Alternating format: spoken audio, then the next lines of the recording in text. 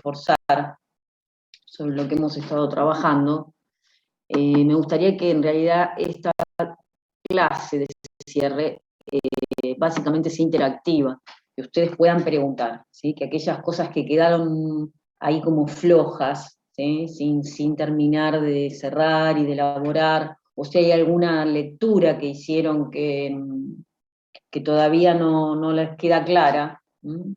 Que podamos intercambiar, ¿sí? Un poco esa es la idea de hoy. Ustedes saben que esta semana ahí tienen el práctico para trabajar la parte de tratamiento, tienen algún material de lectura, y ese material de lectura que tienen para trabajar, que tiene que ver con Fiorini, con Paz y con Moffat, básicamente tiene que ver también con poder que ustedes puedan identificar y discriminar que hay dos momentos bien diferentes, ¿no es cierto?, en el tratamiento de la psicosis, y que uno tiene que ver con el acompañamiento en el momento de la crisis, de la agudización del cuadro, de la descompensación psicótica en agudo, donde aparece todo lo que de alguna manera estuvimos viendo en semiología, ¿no es cierto?, lo florido en cuanto a la desorganización, la proyección masiva como mecanismo, las alucinaciones y el delirio, y otro momento de compensación que tiene características de cronicidad, ¿no es cierto? Y estas características de cronicidad, un poco ustedes también lo ven, ¿no?, desde la parte semiológica, que tiene que ver con lo afectivo y con lo volitivo, ¿no es cierto? Este defecto que queda en la esquizofrenia particularmente, ¿no? Y para eso es interesante que pensemos como terapistas ocupacionales. Esperen que acá hay gente todavía que está ahí colgada que no puede entrar.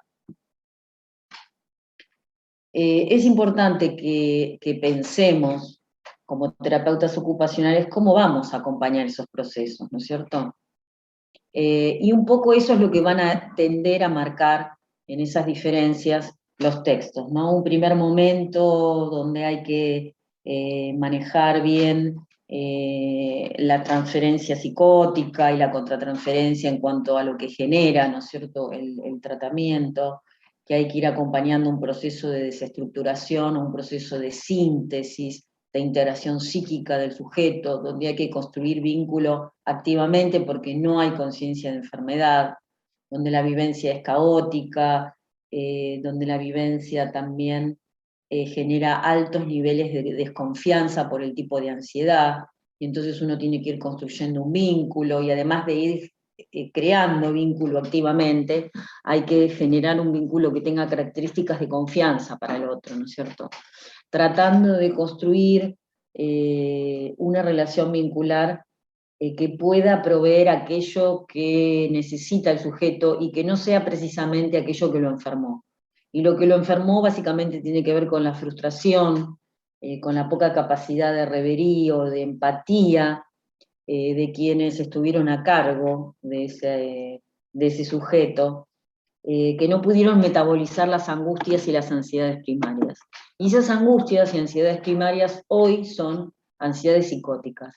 Y estas ansiedades psicóticas son básicamente, además de tener una angustia además de ser paranoides, son muy extremas e intensas, ¿sí? Entonces hay que dar un tiempo que tiene que ver con esto que señala Fiorini, con esto del timing, ¿no? Esta capacidad de soporte y de sostén, ¿no? Fíjense, de soporte y de sostén ¿de qué? Bueno, de estas ansiedades psicóticas, ¿no es cierto? De esto que es la vivencia psicótica, ¿no es cierto? Hay que contenerla, hay que sostenerla, hay que escucharla, ¿sí? Hay que creerla, ¿sí? Y empatizar con esa vivencia, porque aún cuando sabemos que la alucinación está desajustada dentro del orden de lo real, de la percepción de lo real, y aun cuando sabemos que el delirio y la temática del delirio también forma parte de una neorrealidad, o sea, de una realidad paralela, es la verdad para esa persona. Entonces, nosotros tenemos que ir transitando desde ahí, ¿no? Y eso le va a dar al otro esa posibilidad de empezar a contener y acompañar en ese proceso de estructuración en el cual pueda empezar a confiar, ¿sí? Pueda empezar nuevamente a generar una relación vincular que lo saque, ¿sí? De ese ensimismamiento y de ese aislamiento en el cual el sujeto está producto de la sobrecatectización de su mundo interno, de su yo, ¿sí? De la descatectización de los objetos del mundo externo y de la representación interna. ¿Mm? Entonces es como que de a poco hay que ir trayéndolo, ¿sí? Hacia el mundo externo, que vuelva a confiar, ¿sí? Sacarlo de ese lugar que además básicamente tiene que ver con una vivencia de sufrimiento, ¿sí? La psicosis genera gran sufrimiento a la persona, ¿sí? Este aislamiento que genera la sobrecatectización, la vuelta al narcisismo secundario, ¿no es cierto? Todo esto que hemos estado trabajando genera mucho sufrimiento. Y nosotros ahí con la actividad, ¿no es cierto? Señalábamos en el encuentro anterior, la actividad como un límite, la actividad como también como un modelo de espacio y tiempo, ordenador, con sus códigos, con sus reglas, ¿sí? También como una invitación que hace la actividad a la posibilidad de que el sujeto se exprese en los términos de lo posible, de lo que él pueda, y desde ahí entender también la capacidad simbólica que la actividad tiene, y bueno, y desde ahí poder ir construyendo y acompañando al sujeto, entendiendo que no estamos frente a un psicótico, sino que estamos frente a un sujeto que tiene una historia, ¿sí? Que tiene un devenir, que tenemos que tener una actitud humana, ¿sí? En relación a poder ir acompañando ese proceso individualmente, ¿sí? Individualmente. Y de ese proceso individual, entender también que tenemos que la terapia ocupacional básicamente también tiene que ver con la grupalidad, ¿sí? Que lo que hagamos en terapia ocupacional, además de que uno pueda de inicio, ¿no es cierto?, cuando uno necesita construir vínculo, encontrar ese espacio individual, también hay que ir al espacio individual grupal y finalmente al grupal, ¿no es cierto? El sujeto de alguna manera se tiene que encontrar con nosotros, ¿sí? La propuesta de la grupalidad no solo tiene que ver porque somos seres y porque, ¿qué tal, Franco? No solo porque somos seres sociales y porque grupalmente enfermamos y porque grupalmente también nos curamos, ¿no? Sino que en los decires de los otros, el sujeto va a ir reforzando su cuestión identificatoria, ¿m? Que es algo que todavía está ahí necesitando, va a ir pudiendo reparar, va a ir pudiendo dar cuenta de la realidad, ¿sí? Las intervenciones que hacen los integrantes del grupo, sus compañeros, sus pares, los otros, son mucho más productivas que aquellas que también puede hacer el profesional, el terapista ocupacional, ¿sí? Y todo eso va a ir acompañando para que el sujeto pueda ir reencontrando, reestructurando y fortaleciéndose a sí mismo, ¿sí?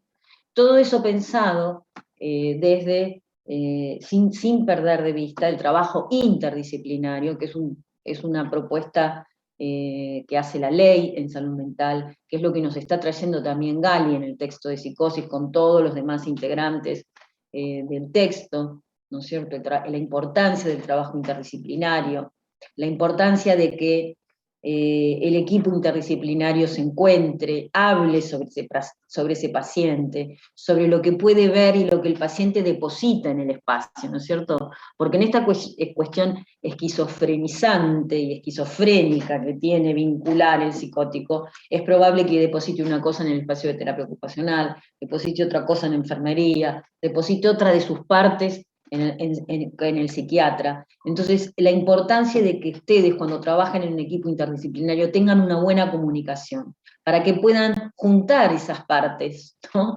de ese sujeto, y esto los va a ayudar a ustedes a poder tener una visión integral, ¿no?, de qué es lo que le está pasando, de cómo lo podemos acompañar, de cómo lo podemos ayudar en este proceso, que en definitiva le permita crecer, ¿sí? Le permita crecer en la medida que pueda tener experiencias gratificantes. Esto es lo que un poco señalábamos en el encuentro anterior, ¿no es cierto? Vamos a ir de una experiencia de un vínculo simbiótico y de dependencia regresiva, ¿no? Que uno va a estar ahí sosteniendo, esto de soporte y sostén que tiene que tienen todos los terapeutas del equipo interdisciplinario, a un momento en el cual el sujeto pueda autosostenerse, ¿sí? A sí mismo. Pero en este proceso es muy necesaria la presencia, la empatía, esto que planteábamos como que el terapeuta activamente tiene que crear vínculo, ¿no es cierto? No hay que tener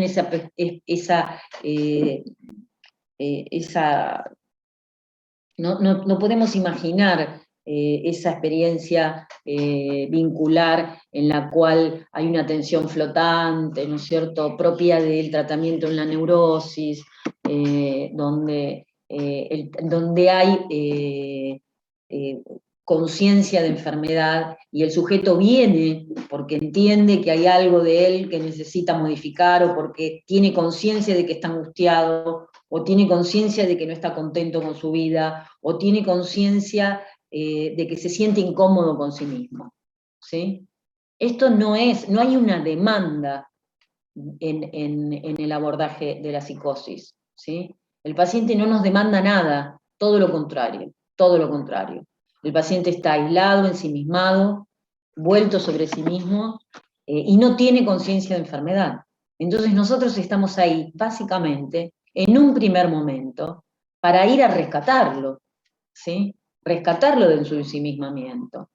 Entonces, es muy importante la calidad afectiva con la cual nosotros nos podamos acercar a ese sujeto, la estabilidad de lo vincular, de la permanencia. Si es el viernes a las 3 de la tarde, es el viernes a las 3 de la tarde. El respeto por la distancia, el respeto por la escucha, el respeto por su verdad, ¿sí? Por más delirante y alucinada que sea, ¿sí? Y la empatía por el sufrimiento, por lo que él nos está manifestando que es su sufrimiento ahora. Eso entonces, imagínenlo en el espacio de terapia ocupacional, entendiendo entonces la actividad también como una gran posibilidad que tenemos de ofrecerle un espacio expresivo, ¿sí? Que a lo mejor en un primer momento, como decíamos antes, proyecte masivamente y él no pueda diferenciarse ni distinguirse de aquello que produce y que lo que haga sea su objeto persecutorio, o que pueda producir algo y rompe lo que hace, o que se niegue y sea reticente, o que deambule improductivamente. Habrá que esperar, ¿sí? Esos son los tiempos de él. Nosotros no podemos imponer. Entonces, cuando decimos que no podemos imponer, también estamos pensando en un encuadre y estamos pensando en qué tipo de institución, ¿sí? ¿Cómo piensan? Bueno, ahí lo señala muy bien Paz, ¿no? Cuando estamos hablando del tratamiento, bueno, ¿de qué institución estamos hablando? Bueno, en primer lugar, de una institución a puertas abiertas, o de una comunidad terapéutica, o de un hospital de día, o de un espacio donde el sujeto básicamente pueda ser escuchado. ¿De dónde venimos? Hemos hecho un recorrido por la historia de la psiquiatría y hemos tratado de ser coherentes en por qué es necesaria la nueva ley. ¿Por qué es necesaria la nueva ley? Las instituciones psiquiátricas que conocemos son instituciones autoritarias y represivas. Nada bueno puede surgir de ahí. Nada bueno puede surgir de ahí. Con el autoritarismo y con la represión, no hay posibilidad de construir una identidad, ¿no es cierto? Fíjense que la persona que obedece está depositando la responsabilidad de su vida en otras personas, no se está haciendo cargo de sí mismo. ¿Mm? Lo mismo les puede haber pasado a ustedes en un determinado tipo de crianza, ¿sí? A lo mejor vienen de una familia autoritaria y represiva. Y bueno, eso también tiene un costo en nosotros, en nuestra capacidad de poder ser creativos en la vida que elegimos, en cómo tenemos una vida, El autoritarismo y la represión no van de la mano con la creatividad, ¿sí? No van de la mano con la posibilidad de ser creativos, que es uno de los temas que vimos antes de terminar el cuatrimestre anterior, ¿sí? La terapia ocupacional tiene que ver con poder recuperar, ¿sí?, esa capacidad creativa innata, ¿sí?, de proceso terciario, como señala Fiorini, que tiene que ver, además de contener una vida que valga la pena de ser vivida, tiene que ver con esa capacidad creativa de volver a reorganizar un mundo caótico, ¿sí? Son las herramientas propias que tiene el sujeto para poder volver a reorganizarse, y que dentro del espacio, de terapia ocupacional tienen que empezar a circular, ¿sí?, con esa capacidad que le da la actividad de poder expresarse, ¿sí?, de poder encontrar algo que lo signifique, que tenga que ver con él, que lo represente, que represente algo de su padecimiento, que pueda empezar a objetivar su mundo interno en el mundo externo, a partir de una imagen, a partir de un color, a partir de una figura, a partir de una palabra, a partir de una palabra escrita, ¿sí?, que pueda empezar a intercambiar eso que está ahí adentro, ¿sí?, en ese mundo interno sobrecargado de líbido y sobrecargado de afectividad, que encuentre un canal de expresión, ¿sí? Eso en un primer momento, ¿sí? Es en el momento de crisis, en el momento de agudización. ¿Qué pasa después? Bueno, si estamos diciendo que después lo que pasa tiene que ver con la afectividad y que tiene que ver con la voluntad, bueno, hacen falta otro tipo de intervenciones.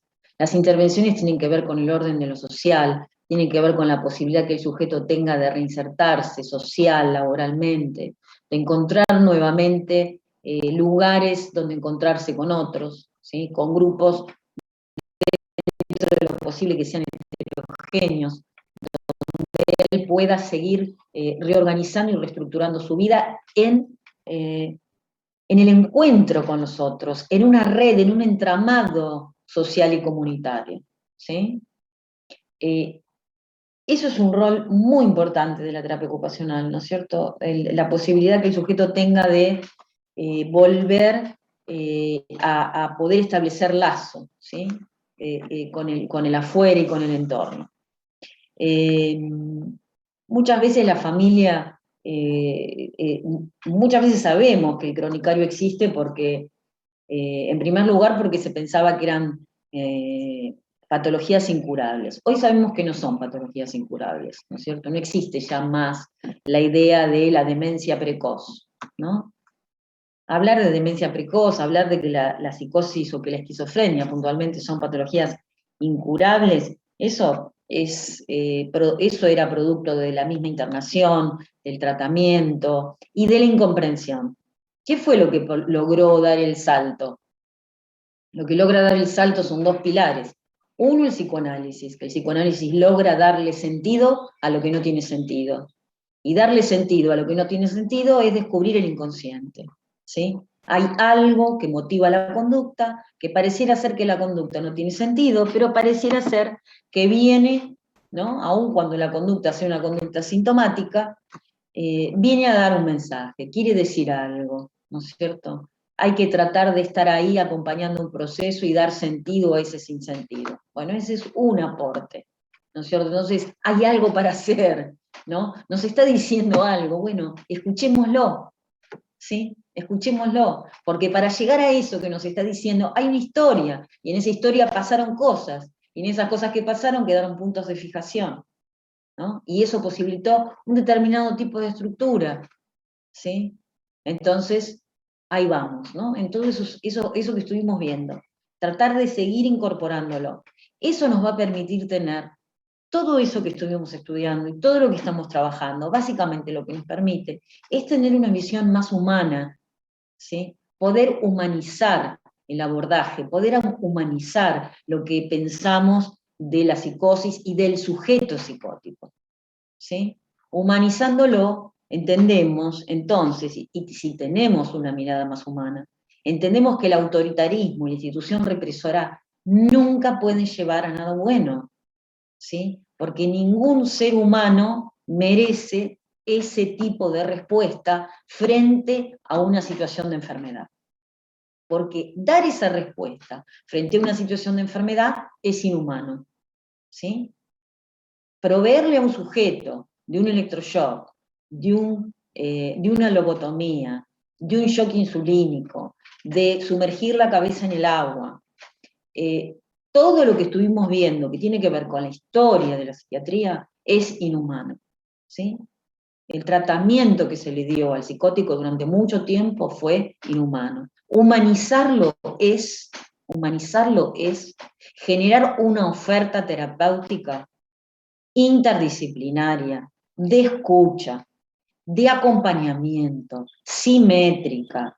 Si hay una autoridad que se debe ejercer, es una autoridad racional, ¿sí? Y la autoridad racional está determinada porque a lo mejor yo tengo algún saber que lo puede acompañar y que lo puede ayudar, y algo que lo puede ayudar a ordenarse a sí mismo, ¿sí? Pero con respeto, y el respeto implica que lo escuche, y el respeto implica que sea empático con eso que está sufriendo y con eso que el sujeto está padeciendo. Y que básicamente hay que entender que lo hace sufrir, que no lo hace porque quiere o porque es caprichoso. ¿Sí? Ahora que Analía, a través de los cambios de paradigma que se dieron a través del tiempo, en la parte de la medicina y la psiquiatría también, que se veía un síntoma como el florecimiento de la enfermedad y había que medicar y encerrar. Ahora todos estos paradigmas, bueno, no es que pero el psicoanálisis también, el síntoma lo ven como algo en donde empezar. Entonces, en donde nosotros ahí empezamos, escuchamos, empezamos viendo la historia, como vos decís, los puntos de fijación, la estructura, cómo es la persona. Entonces, creo que son dos cosas muy opuestas y diferentes que a través del tiempo se fue gestando, y qué bien que este nuevo cambio nos forjó a nosotros, porque nos hizo pensar más humanamente en que hay una persona que a través de esa patología tiene sentimientos, siente, es un ser biopsicosocial, está pasando por un proceso de enfermedad en el cual nosotros debemos, con todo el equipo, ayudar y no castigar. Pero antes era visto de esa forma. Entonces, ahora con la nueva mirada, que costó a través del tiempo y que cuesta en todas las disciplinas, porque todavía está la hegemonía, es importante que rescatemos eso, siempre. Perfecto, muy bien, Franco, muy buena síntesis, ¿no? Y vos arrancás diciendo, frente a la agresividad o el episodio, ¿no? Entiendan que la agresividad, siempre que vean una persona en estado agresivo, atrás de la violencia y de la agresividad hay sufrimiento, ¿sí? Siempre atrás de un sujeto agresivo hay sufrimiento, ¿sí? Entonces, las dos grandes cosas que posibilitaron el cambio fueron, obviamente, el psicoanálisis, es poder empezar a entender lo que no tiene sentido, ¿no? Y la otra, un pilar del cual no hay que renegar, que es la medicación, el psicofármaco, ¿sí? El psicofármaco permite ordenar, bajar los niveles de ansiedad psicótica, que son terribles, son insoportables, la tensión que generan es insoportable, es extrema e intensa la vivencia psicótica.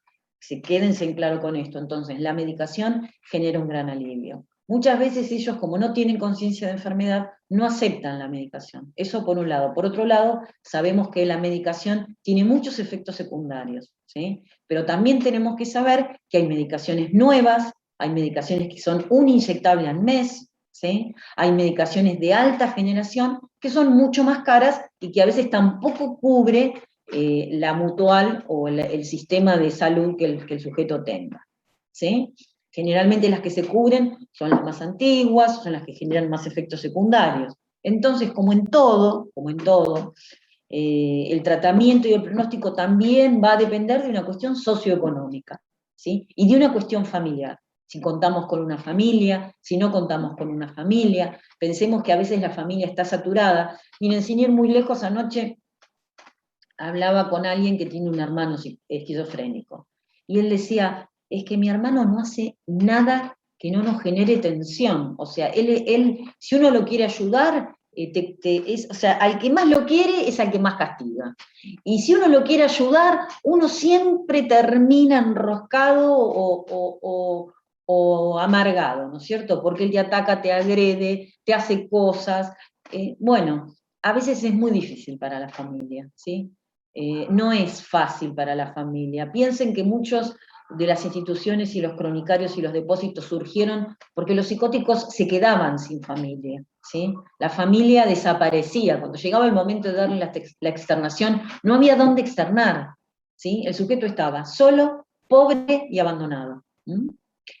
Para eso es que existe una ley, para eso es que hay que ir instrumentando instancias, ¿sí?, de tratamiento. También hay que acompañar a la familia, ¿sí? También hay que darle apoyo a esa familia que está hasta acá, ¿no es cierto?, de aguantar y de soportar situaciones que a lo mejor, bueno, sí, tiene que ver con un contexto, la familia boicotea el tratamiento, cuando el sujeto está mejor es cuando boicotea el abordaje, porque como bien dice Pichon Rivière, depositan sobre el miembro enfermo ansiedades que tienen que ver con el grupo familiar, pero bueno, también en algún punto contar con una familia es contar con un pilar, es contar con un grupo de apoyo, ¿sí?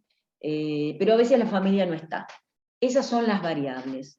Y tenemos que pensar entonces que tenemos un sujeto en un momento de agudización y un sujeto en un momento de cronicidad. Y tenemos una terapia ocupacional que tenemos que pensar para ese momento de agudicidad y una terapia ocupacional para la cronicidad, donde tenemos que generar lazo, que el sujeto pueda encontrar algo que lo signifique, un proyecto.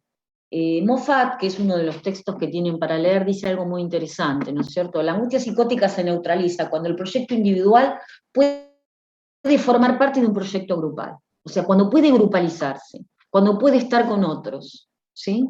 Entonces, atrás de ese proyecto grupal está el terapeuta ocupacional, o está una fundación, o hay una asociación, hay voluntades que organizan espacios, ¿sí?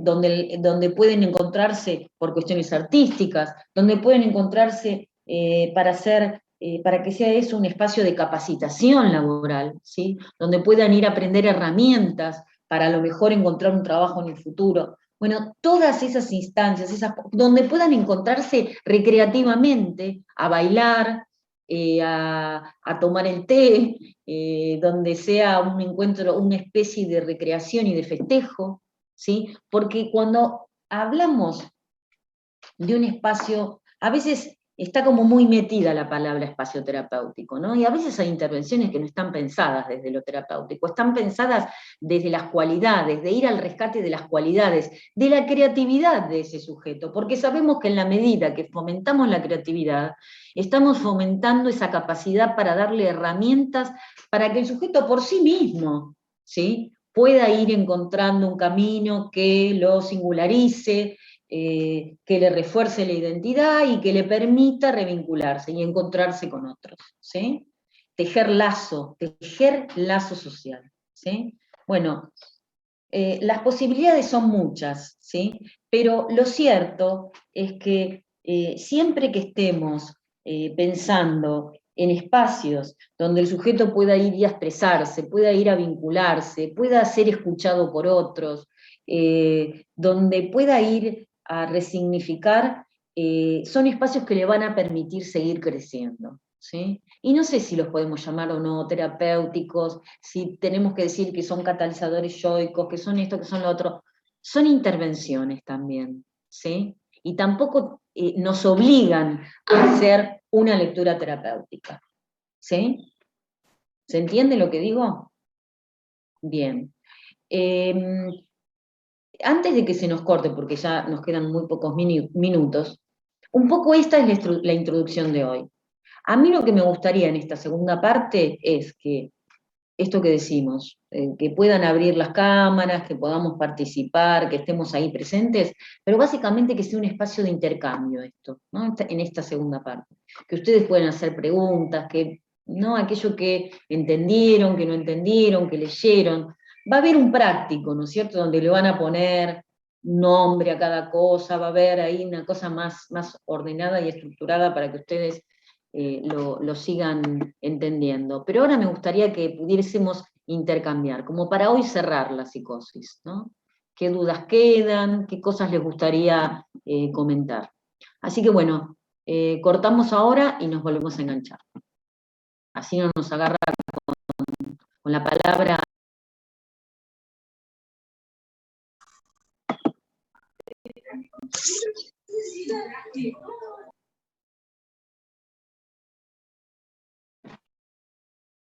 Bueno, bien.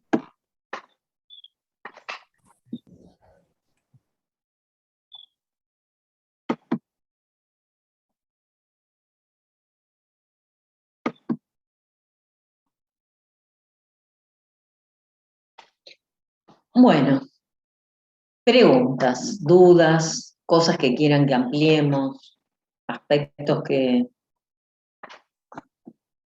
quieran sumar. Profe, A ver. ¿se me escucha bien? Sí. Perfecto. Bien. Yo estaba repasando ayer los apuntes que tenía y tenía notado que no sé si está relacionado sí o sí con psicosis, era el tema de abreación. Yo lo tengo como relacionado en parte con la psicosis y no me terminó de quedar claro a qué aplicaba o si esto también se puede aplicar en la psicosis. Luna, ¿podés creer que justo no te escuchamos? Cuando dijiste, no se te terminó de escuchar. ¿A qué te referís? A la abreación. A la ideación. No, abreación. Ahí lo escribo. A la abreación. Por Zoom, por correo. ¿Alguien tiene el micrófono abierto? Bien. ¿Qué es específicamente, Luna, lo que... Un segundo porque me están tocando, lamentablemente, espérenme, me están tocando la puerta.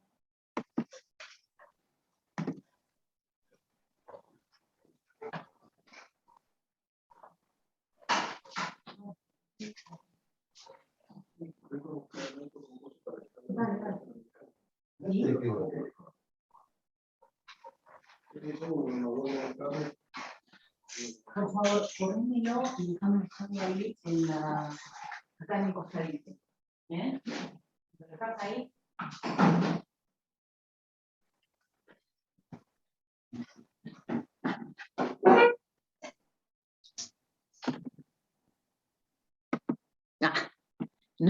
No corté el micrófono. Bueno. ¿Cómo es la estrofa, Luna? ¿Qué es lo que dice de abreación? No, era un apunte de una clase de enfermar como proceso. Sí. Y vos habías hablado de la abreación como una descarga emocional por la cual alguien se libera de la tensión psíquica ligado al momento traumático. ¿Se puede dar después o no? Y como que anoté que ahí entraba la terapia ocupacional. Ajá. Como que me quedó raro ese término y no sabía si era aplicable a la psicosis o no. Ah, ok. Bien. Sí, lo tendríamos que buscar. ¿Sí? Okay. No sé específicamente de dónde una palabra suelta, no. Claro, sí, es que, no sé, estamos viendo los hechos traumáticos y todo lo relacionado con el trauma y es como en esa misma clase. La abreación tiene que ver, ahí sí, estamos hablando de trauma, la abreación tiene que ver con la resolución que se le dé a la situación traumática, ¿sí? En algún momento, vieron cuando leíamos el libro, que hay un momento como que él le llegan las cartas, ¿no? Le llegan los dibujos del amigo, él abre la caja, vuelve a pensar en ese chico que no es un chico violento, ¿no? Que no es un chico retaliativo, que no es un chico que lo va a venir, que le va a volver en la ola con esa imagen de que lo quiere arrastrar a la muerte consigo, ¿no? Sino que es un chico dulce, tierno, él ve sus dibujos, entonces vuelve a recordar que ese niño que él lo imaginó, que lo quería culpar de su propia muerte, era un niño dulce, era un niño que tenía unos dibujos hermosos, entonces él ahí es como que le vienen distintos recuerdos, y él puede resignificar el recuerdo. ¿Sí? Y en la medida que resignifica el recuerdo, resuelve el acontecimiento traumático. Y eso tiene que ver la culpa. Exactamente, con la culpa que experimentaba, ¿no es cierto? Y eso tiene que ver con la abreación, ¿sí? Con de alguna manera, en ese momento se disuelven las tensiones y las energías que estaban ligadas. Hay un gran monto afectivo que está ligado al acontecimiento traumático, que genera tensión interna. Vieron todo lo que le genera, ¿no es cierto? Que dificulta la vida cotidiana del sujeto, porque esa tensión le quita energía al sujeto y hace que el sujeto tenga una vida limitada en muchos aspectos, ¿sí? Fíjense, él no se casó, dormía mal de noche, tenía pesadillas, la idea recurrente del acontecimiento traumático, no volvió a la playa, no volvió a su casa, no volvió al agua, ¿sí? Cantidad, infinidad de situaciones. La abreación es cuando se disuelve, se resignifica el acontecimiento traumático, y fíjense él cómo dispone nuevamente, ¿no? De una energía que la vuelve a volcar en la vida, porque de eso se trata, ¿sí? Que esa tensión interna que está ahí abroquelada pueda volver al mundo externo. Y en la medida que se da la abreación, uno ve que vuelve al mundo externo, vuelve al pueblo, vuelve al agua, vuelve al lugar donde sucedió el acontecimiento traumático y se siente aliviado. Y no solo eso, sino que aparentemente pareciera que el séptimo hombre está en un grupo y puede hablar del acontecimiento traumático, puede hablar de lo que le pasó. Con eso tiene que ver con la abreación. A veces la abreación se resuelve mucho más rápido, ¿sí? Porque un acontecimiento traumático lo resuelve en el transcurso de unos días, ¿sí? ¿Y Pero, por ejemplo, en el tema que estamos viendo ahora de la psicosis, es un proceso largo hasta que por ahí el sujeto logra hablar, o no pueden relacionarse. Lo que pasa es que es muy difícil, hablar de un acontecimiento traumático que generó un antes y un después, porque puso en riesgo la vida de sí mismo, o o mató a un tercero, como es este caso, que es un acontecimiento puntual, a decir que hubo una sucesión de acontecimientos frustrantes y traumáticos que determinaron evolutivamente, es distinto, ¿sí? Un tipo de estructura y una patología. ¿Se entiende?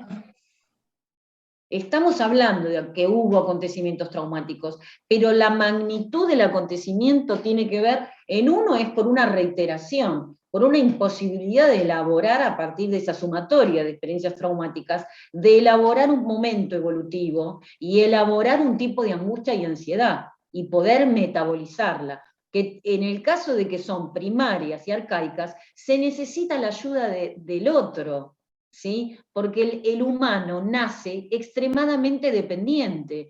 Por eso la relación vincular que se establece de inicio es con una dependencia regresiva, porque reactualizamos la posición esquizoparanoide, porque volvemos ese lugar a la necesidad vincular que se tenía en ese momento en la posición esquizoparanoide, ¿sí?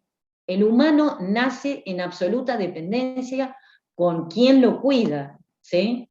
Y es el otro el que también con el amor y los cuidados ayuda a metabolizar esas angustias, ¿se entiende? Mientras que el cuento nos está mostrando un hecho puntual, traumático, terrible, terrible, terrible, ¿sí? Donde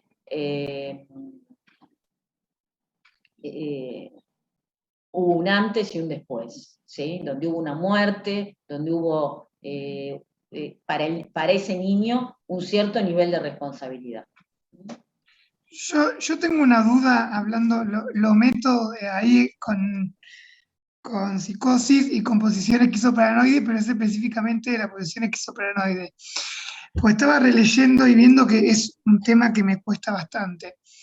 Es decir, con la proyección y la introyección. Es decir, ya nacen con el instinto de muerte. Entonces Melanie Klein lo que dice es que tienen como algo ya innato, ¿sí? Un yo como precario innato. Bueno, entonces, ellos ya tienen ese instinto de muerte. ¿Ellos ven el pecho malo y lo introyectan o ya lo tienen introyectado y lo proyectan? Ya lo que tiene introyectado es no el pecho malo, tiene introyectado el instinto de muerte. Y ellos proyectan. El niño nace con instinto de vida e instinto de muerte, ¿sí? Y dice Melanie Klein, hay suficiente yo al nacer como para poder establecer relaciones con objetos parciales. La experiencia de nacimiento es una experiencia displacentera, o sea, favorece el instinto de muerte. Toda vivencia y toda experiencia positiva, gratificante, que satisface, si lo vemos desde Rivière, diríamos, si satisface la necesidad, la tensión de necesidad, es una experiencia gratificante.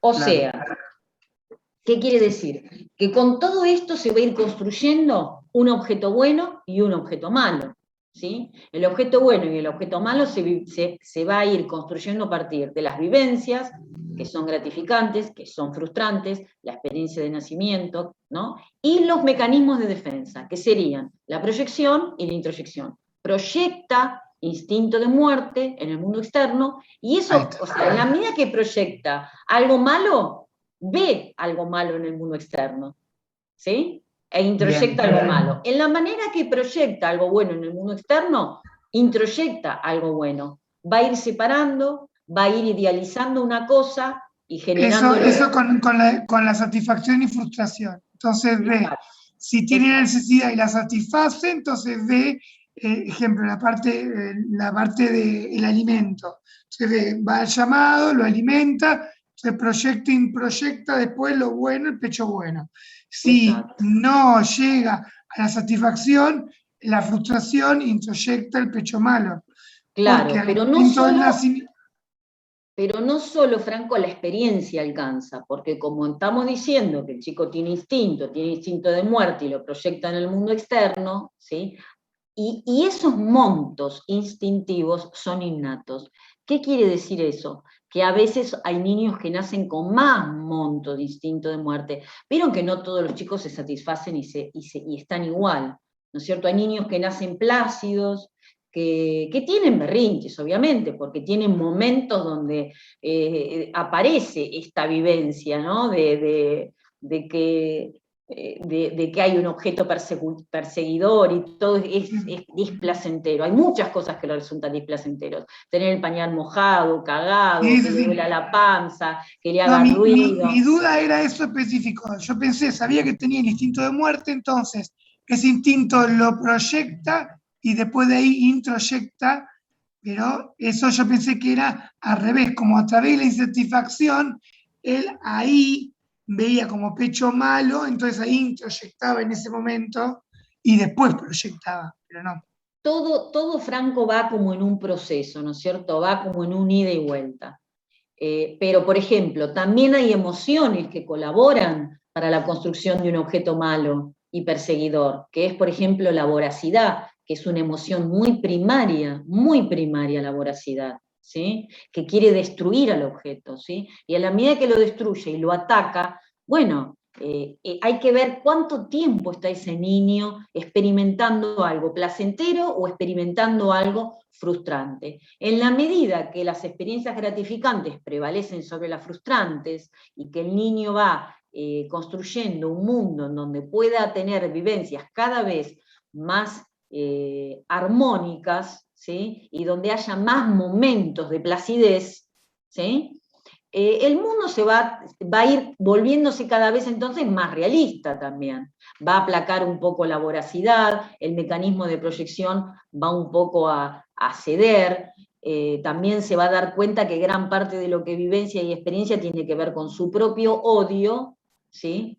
Que es algo tan humano, ¿no es cierto? Por otro lado, ¿no es cierto? Tan humano, ¿no es cierto? A veces somos grandes y lidiamos con el odio, el resentimiento, ¿no? Con esas emociones que nos estancan, que nos hacen retroceder. A veces en la vida también nosotros vemos que avanzamos y retrocedemos en ciertos vínculos, en ciertas cosas, que no podemos nunca terminar de cerrar porque el otro, que el otro, que el otro, y que el otro, y no es el otro. El otro que que sea como quiera, es mi odio, es mi resentimiento que no termina de cerrar, ¿sí? Que no lo termino de ver y que no lo termino de aceptar, ¿sí? Porque el otro, bueno, es como es, fue como fue. ¿Vieron esas familias que siguen rezongando sobre el padre y la madre y el tío y el codo?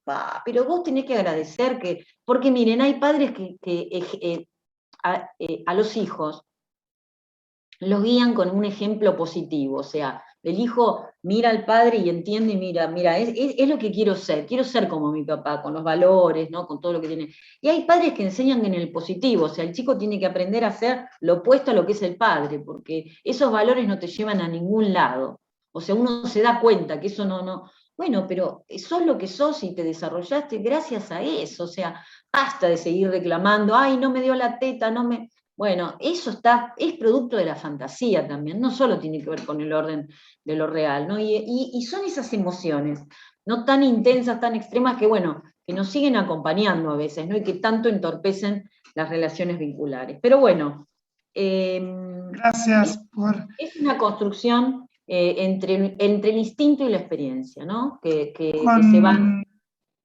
Con mucho respeto, Analía, para el parcial me tendrías que pasar tu cerebro, Sí. porque como te sale a vos, no va a salir a ninguno. No, bueno, esa es la riqueza, esa es la riqueza. Yo tengo una mirada, miren, eso es lo importante. Yo tengo una mirada, tengo una manera de expresarlo. Ustedes van a tener otra diferente, no quieran tener la misma, ¿sí? No quieran tener la misma. Encuentren sus palabras, encuentren su manera de decir lo que entendieron de la psicosis, porque ahí está el secreto, ¿sí? Ustedes tienen que encontrar su propia manera y ahí van a hacer también aportes. Porque esa es la manera de que a nosotros también nos quede, lo aprendamos. Exactamente, Usando nuestras exactamente, Viviana, muy bien. Ahí hay algo también que se da que en el momento que es la gratificación alucinatoria del deseo, ¿no es cierto? En la medida que hay experiencias que gratifican, el bebé empieza a gratificarse alucinatoriamente, ¿no? Ese también es el origen un poco de la alucinación, pero bueno, ahí también tiene que venir una experiencia gratificante después, ¿no? No alcanza la alucinación para llenar el vacío. Entonces, bueno, ahí tenemos que estar los terapeutas también, ¿no? No hablo porque estoy con tos y resfriada, pero quisiera que me aclares un poco más la diferencia. ¿De qué, Cecilia? Profe, tiene que abrir el chat y sigue leyendo. La diferencia entre proceso patológico primario y secundario. Bueno, a ver, ¿quién se lo quiere explicar? A Cecilia. El proceso patológico, ¿cuál es la diferencia del proceso patológico primario y secundario? A esta altura hay gente que pueda explicarle a Cecilia. A ver, ¿quién se anima? Profe, yo cuento lo que más o menos entendí, que el proceso patológico primario, el proceso patológico primario es cuando se inicia el conflicto y ahí es donde se dan ciertos elementos como comienza con la introversión, regresión, hasta el punto de fijación que genera el conflicto. Eso da como resultado una angustia. Y o sea que el proceso patológico primario es un proceso de desestructuración. Sí. Muy bien, Rosa. Y de ahí se pasaría con el síntoma de la angustia, con la angustia genera síntomas, y ahí entramos ya en lo que sería el proceso patológico secundario. Y va a haber diferentes tipos de defensa, que puede ser desde la represión en la neurosis o la proyección en la psicosis.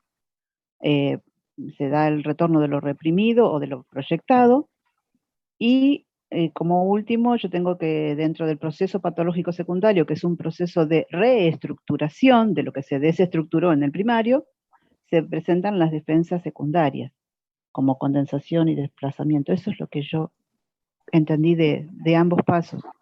Bien, muy bien, muy bien. Y en el primario, cuando hay una adaptación como adaptativo-creativa, ahí directamente se corta y no se pasa al secundario. Si no se tiene esa adaptación, creatividad, ahí empieza lo sintomático y el secundario. Exacto. Y ahí es donde la espiral dialéctica da vuelta, no hay avance, entonces todo vuelve para atrás. Ahí empiezan los síntomas con la posición esquizoparanoide y el narcisismo primario. Bien. Y tiene que ver con, y todo, digamos que el disparador sería una situación actual desencadenante. Ese sería el disparador de este proceso, como dijo bien Franco, que si se resuelve no llega a lo patológico, pero hay un disparador que es la situación actual desencadenante, ¿no?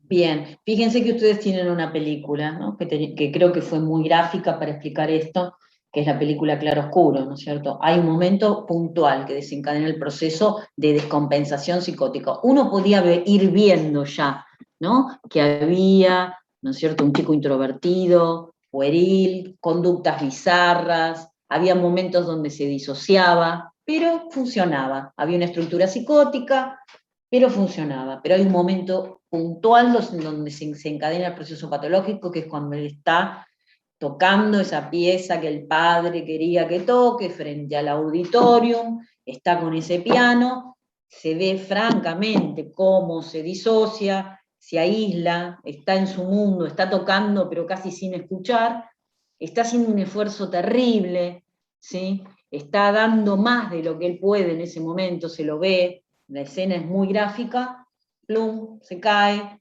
se descompensa. Arranca ahí también empieza con los síntomas fisiológicos, no solamente internos, sino que se descompensa fisiológicamente, porque se desmaya, tiene sudoración profusa, hizo una hipotensión. Todo el cuadro, ¿no es cierto? Hasta antes de eso, y hubo momentos que uno ve que me parece la escena del baño con el padre, y capaz que está a punto de descompensarse, pero no, resuelve, sigue, aparece un vínculo maternal. ¿Cuál es ese? La escritora, ¿no? Eso le permite seguir, tomar alguna decisión. Fíjense cómo la importancia que tiene lo vincular, la importancia que tiene un buen proceso terapéutico. Entonces, ahí en todo eso estaríamos en primario.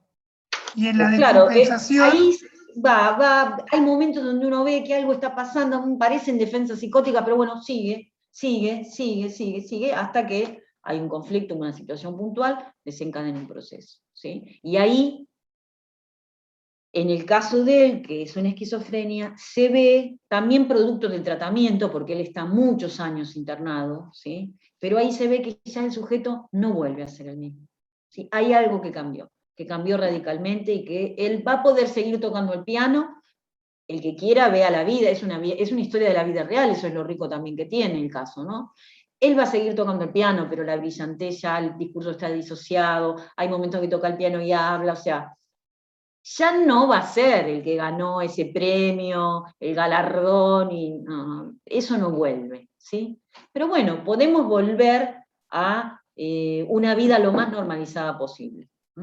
Fíjense lo que dice, que yo lo señalé acá y creo que es oportuno ahora, ¿no? Cuando estamos hablando de esto. Dice, quizás se pueda, esto lo dice, está en el texto de Paz, ¿no es cierto? En el capítulo, si les tuviese que decir cuál es el capítulo, el tratamiento de la psicosis, ¿no? Que habla un poco de las instituciones y va hablando del tipo de abordaje interdisciplinario. Entonces dice,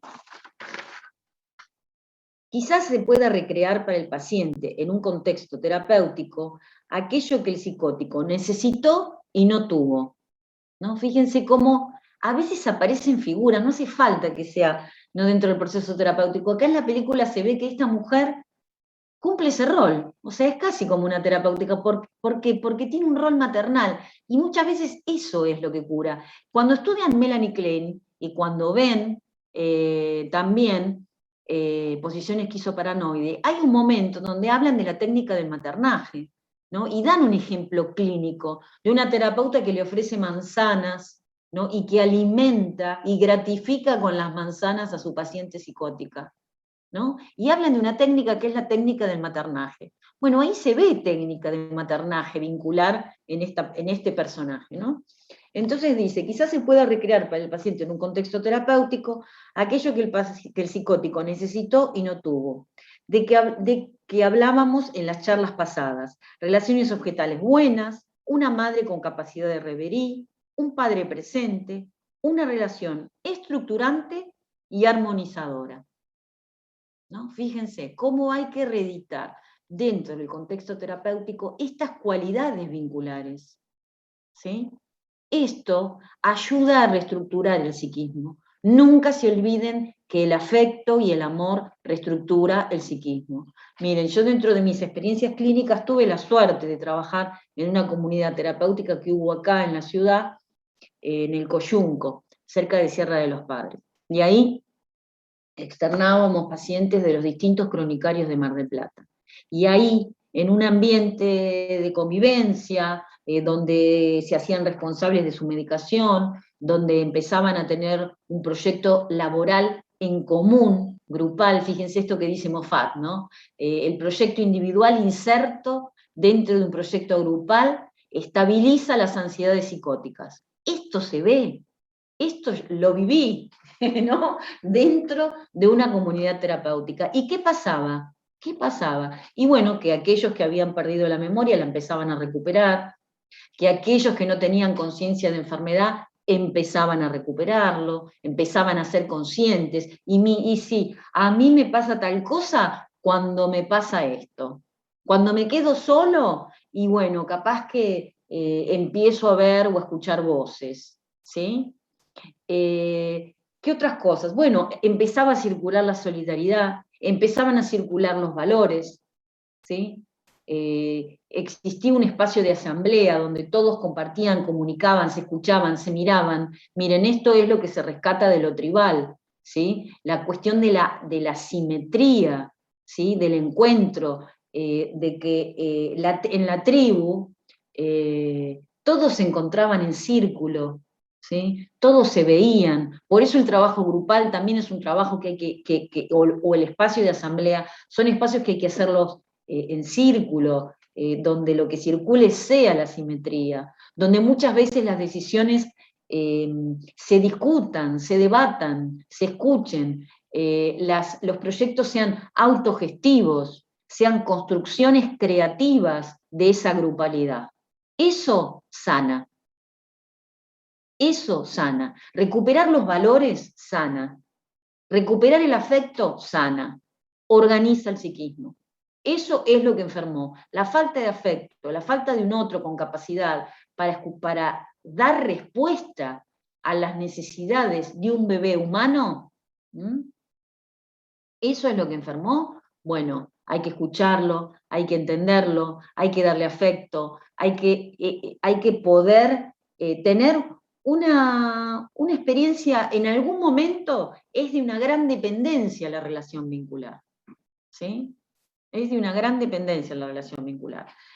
Sigo con lo que dice el texto. Dice, otra característica es que los mismos pacientes participan en el tratamiento de los demás. Esto que decíamos de la riqueza de lo grupal, ¿no? Aportando modelos de conducta o esclarecimiento de motivaciones inconscientes.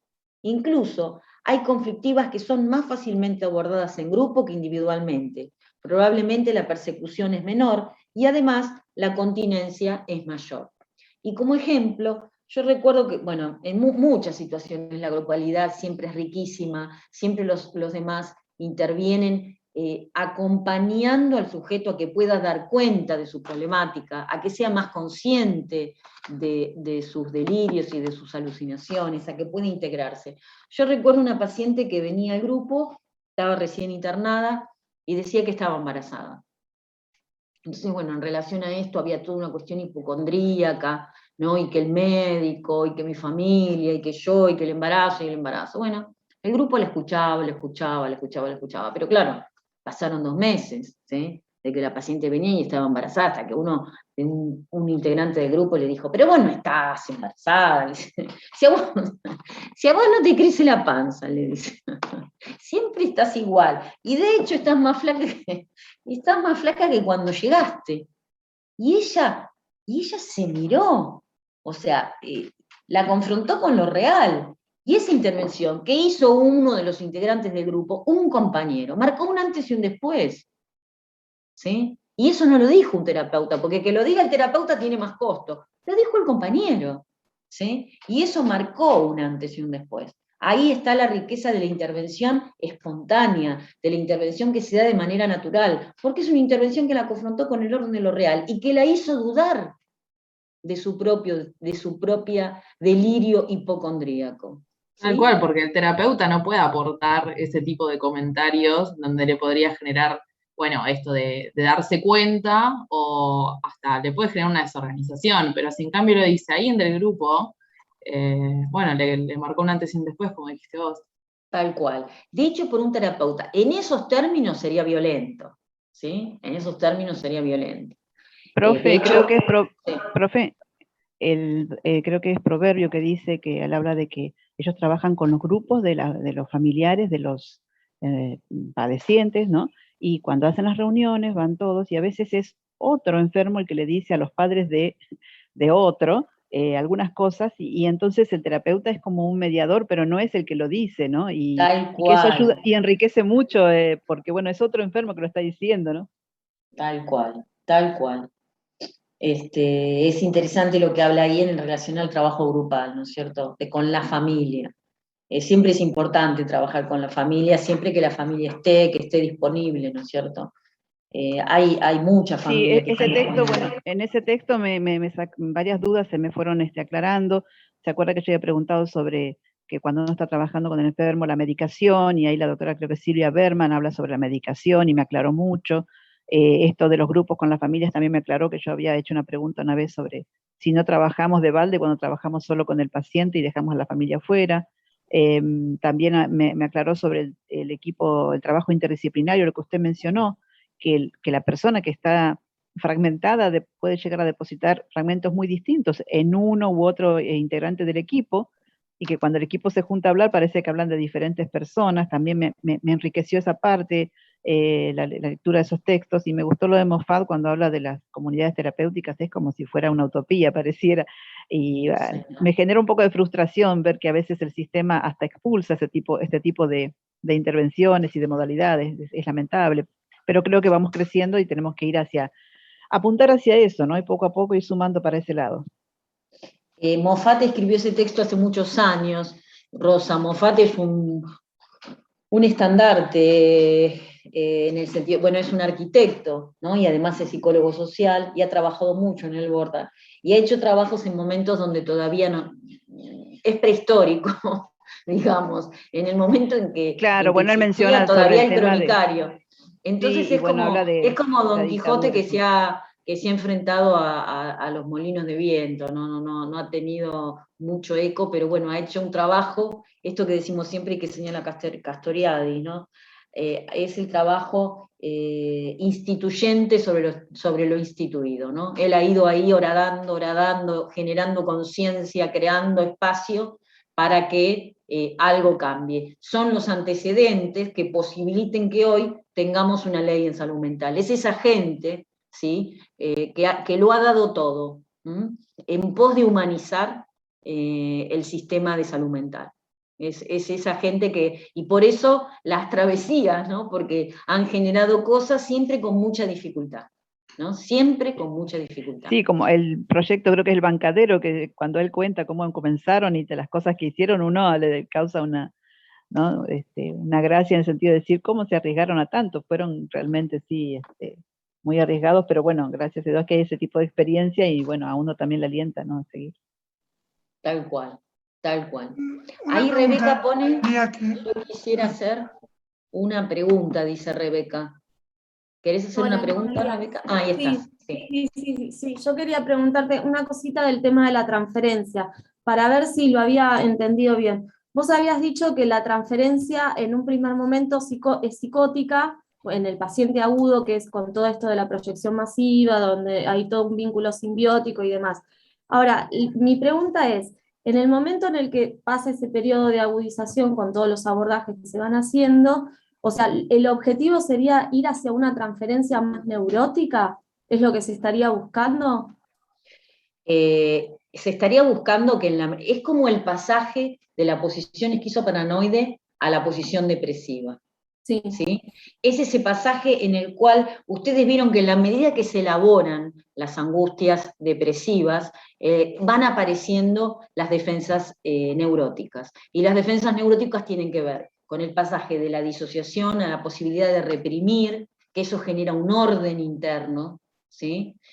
A la represión, a la sublimación, a la posibilidad de ir, este otro mecanismo, ¿no? Que tiene que ver con transferir la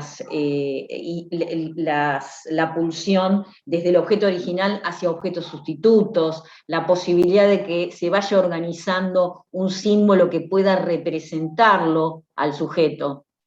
¿Sí? Por eso, lo que se buscaría es eso, poder ir desde esa transferencia psicótica hasta que la persona pueda ir teniendo una transferencia más neurótica. O sea, hasta que pueda ir atravesando, hay que ir acompañándolo, que pueda atravesar esos momentos para ir dentro de lo que se pueda, que pueda volver a encontrar herramientas de la neurosis, ¿sí? Esos mecanismos que le permitan seguir adelante. Un minuto, porque tengo otra vez a alguien, no, pero ya... un segundo, ¿ven? Sí, estoy trabajando. Dale, mañana lo veo, mañana. Bueno, ahí está. Bueno, ¿estamos con eso, Rebeca? Sí, yo quería ver si había entendido bien como el concepto hacia donde uno apuntaba, porque era como lo que me había quedado medio como, o sea, en ese pasaje que uno quiere ir desde lo agudo hacia lo crónico, o sea, si el objetivo estaba puesto ahí. Perfecto. Sí.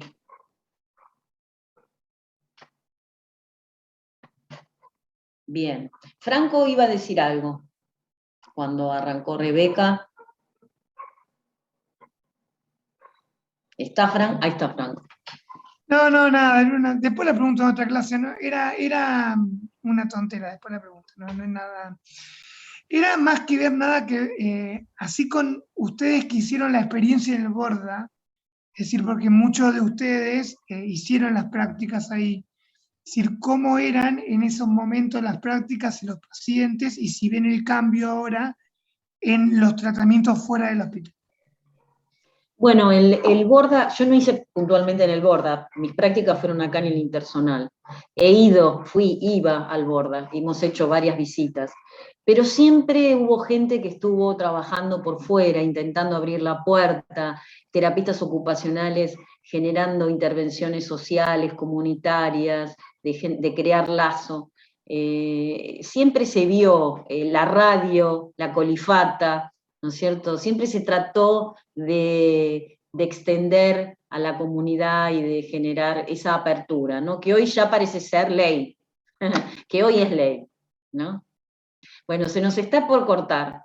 Dentro de 15 días nos vamos a encontrar y vamos a empezar con Border. Yo voy a abrir el módulo de Border ya, para que lo vayan viendo, que lo vayan leyendo, ¿sí? Es un buen tema para ver ahora a continuación. ¿Sí? Muchas gracias, muy linda la clase. Tengan buena semana. Gracias. En 15 nos vemos, porque el lunes que viene se feriado. Chao. Chao.